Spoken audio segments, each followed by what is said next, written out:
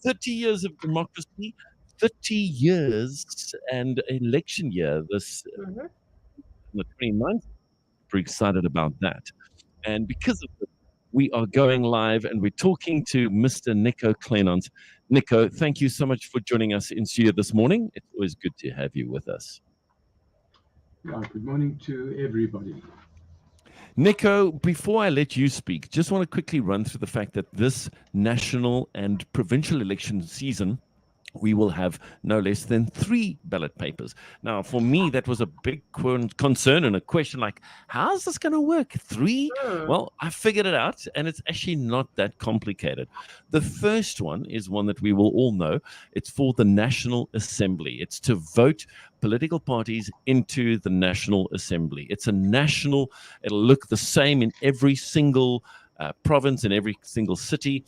And it's literally about you voting on a national level to get a political party person into the National Assembly.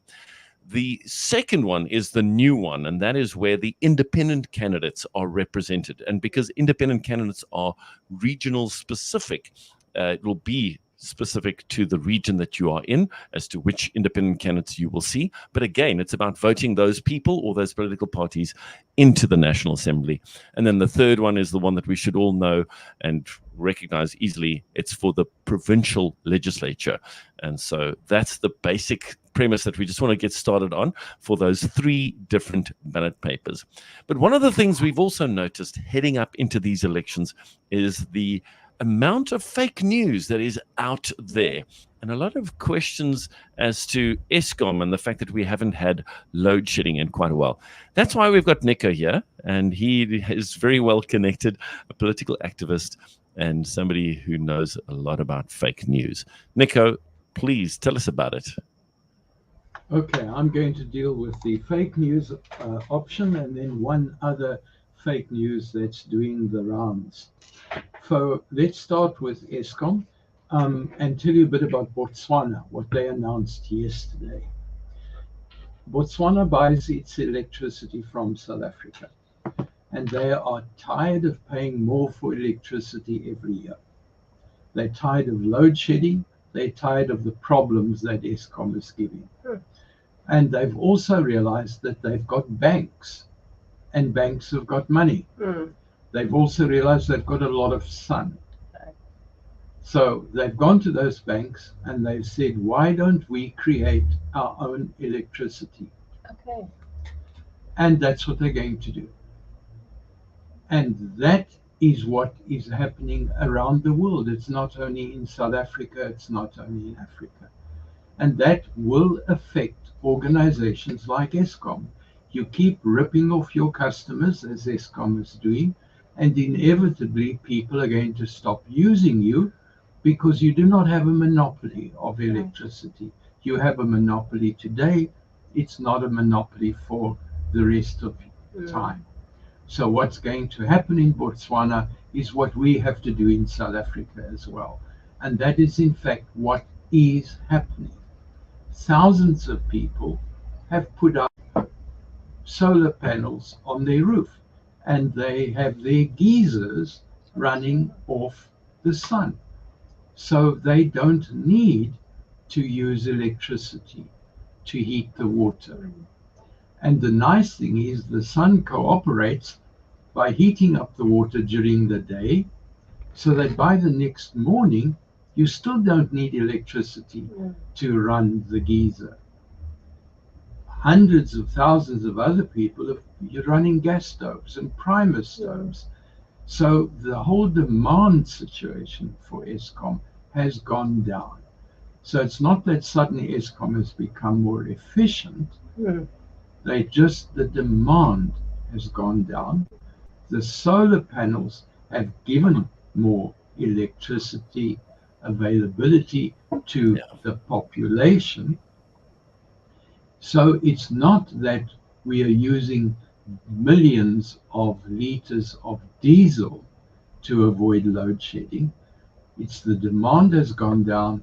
We are taking steps to work more productively. And the lesson that we have to learn as South African households is to follow the example of Botswana. We've got to start recognizing we have the sun and the sun is free. So let's start moving away. We put in an electric solar geyser on our roof probably 8 or 9 years ago.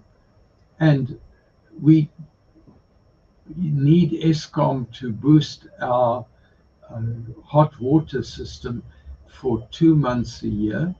It takes us maybe a half an hour's worth of electricity to boost the solar, to boost the temperature of the water, and that's it. We no longer need electricity for anything else. Wow. And we're slowly replacing all our other needs as well. It's not impossible to get off. So from the electricity, to have the jokes as we do, how many more days before load shedding comes back? That may be true. But the reality is that in the Western Cape and in Cape Town, we can avoid 2 levels of load shedding. It's a matter of time before we can avoid 5 levels of load shedding, simply because all the power is coming on.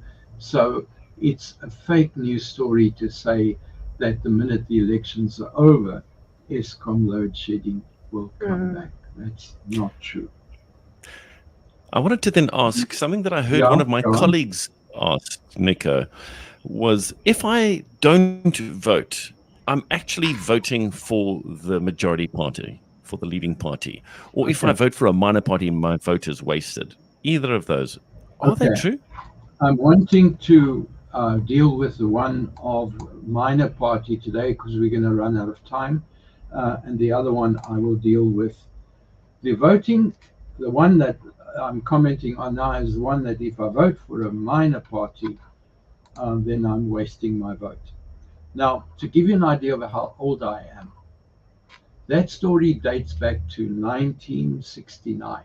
In 1969, a party was created in South Africa called the Herstigte Nasionale Partij. And when they started, the national party of the day began to run the story, if you vote for the Herstigte Nasionale Partij, you are wasting your vote. It was not true in 1969. It's not true today. It's not going to become true tomorrow. That phrase is always put out by a larger party that doesn't want to lose more votes. And so it's going to tell you you are wasting your vote if you vote for a smaller party. That is simply not true. It's part of fake news. It will always be part of fake news. Don't fall for that one. It's an old story, 1969. This before many of you listening now were even born. It's an old story. It comes up at every single election. Brilliant to know that. Nico Kleynhans, thank you so much for your time, sir. And as Nico said, we don't have a lot of time today, but we're going to definitely touch on this again in the near future. Mr. Nico, thank you for your time and God bless you. It's been great chatting to you as always.